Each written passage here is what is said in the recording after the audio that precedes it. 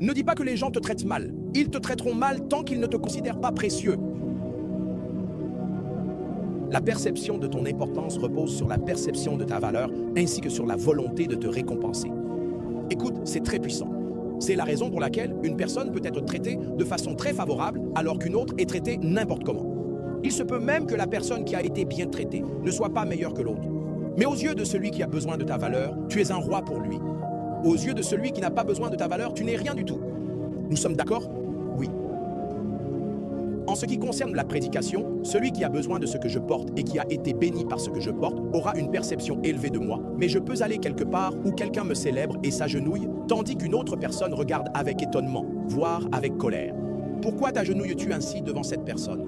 Ne blâme pas cet homme. Je n'ai résolu aucun problème pour lui.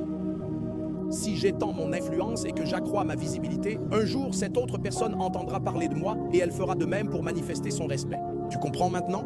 N'aie pas peur lorsqu'une personne te loue et qu'une autre te regarde avec autant de mépris. Les gens définissent ton importance en fonction de la perception de ta valeur, non pas dans l'absolu, mais de ta valeur pour eux. C'est la raison pour laquelle tu invoques Jésus et qu'une autre personne va s'agenouiller, se rouler par terre et dire « Mon roi, mon sauveur », parce que tu comprends le poids de son amour pour toi ainsi que son sacrifice pour toi.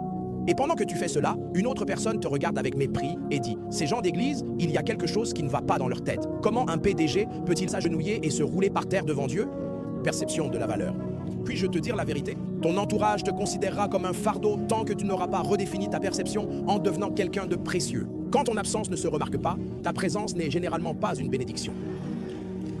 Quand ton absence ne se remarque pas, tu fais partie d'un département, tu fais partie d'une organisation. Dieu nous en garde. Il t'arrive quelque chose et tu es absent. Tu n'as pas assez marqué la vie de quelqu'un pour que l'on dise « Non, il manque quelque chose. Cette personne n'est pas venue à l'église aujourd'hui. » Il y a des gens, s'ils ne viennent pas à l'église pendant 2 semaines, personne ne le sait. Personne ne peut les appeler. Non, devient tellement précieux. Que ta présence soit une telle bénédiction, qu'elle crée une telle chaleur que lorsque les gens ne te voient pas, ils fassent tout pour te demander « Mon frère, est-ce que tu vas bien? Puis-je venir te rendre visite? Nous avons eu une réunion du conseil hier sans toi et, même si nous avons avancé, nous ne pouvons pas nier que ton absence s'est fait sentir. Voilà une personne précieuse. Au nom de Jésus, je prie pour toi.